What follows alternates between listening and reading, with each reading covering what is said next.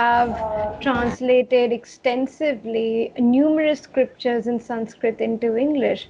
So, while working on the Dharmic scriptures, what are some key aspects of the same which you found noteworthy and would like to share with us?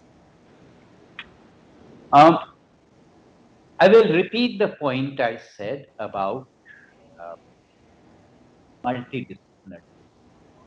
And let me give one of my favorite examples, which is from the Markandeya Purana. In the Markandeya Purana, there is a story.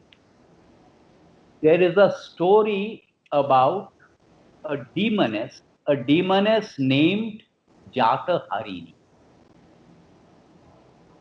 Jataharini, as the name implies, is a demoness who steals a newborn infant, steals it from the house where that baby has been born, transfers it to another house where another baby has been born, exchanges the babies, and keeps doing it and causes confusion. Fine. But the Markandeya Purana also tells us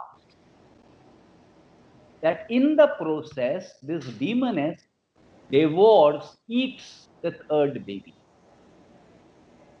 Now, what this is telling us is whenever the Markandeya Purana was composed, the infant mortality rate was 1/3, 333 per thousand.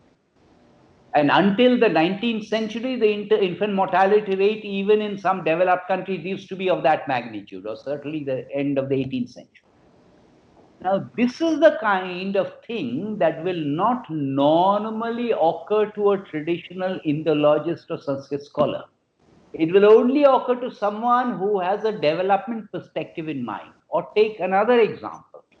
I'm talking about the story that all of us are familiar with, which is the story of Manu and Vishnu's Matsya avatar, a mean avatar, when Manu goes to have a bath in a river, sees a small fish, brings it, puts it in a pot, and the fish becomes larger and larger and larger and larger. And eventually saves Manu from the deluge, from the flood. What kind of fish was he? The Puranas, they were composed in different parts of the country, as we have the text today. Puranas that are from the coastal part say that this fish was a safari, which is a silvery white fish you find in the sea. Puranas, which were primarily composed in the eastern parts of India, say that this fish was a rahu, the rahu fish. Now, these are interesting sociological insights. An economist would look at governance and Rajadharma, the duty of a king, which is not very different from the duty of the government today, and look at not just Kautilya's Arthashastra, but look at all of these texts, which also talk about governance and Rajadharma. So therefore, one needs to bring this multidisciplinary approach to looking at our Itihas and Purana.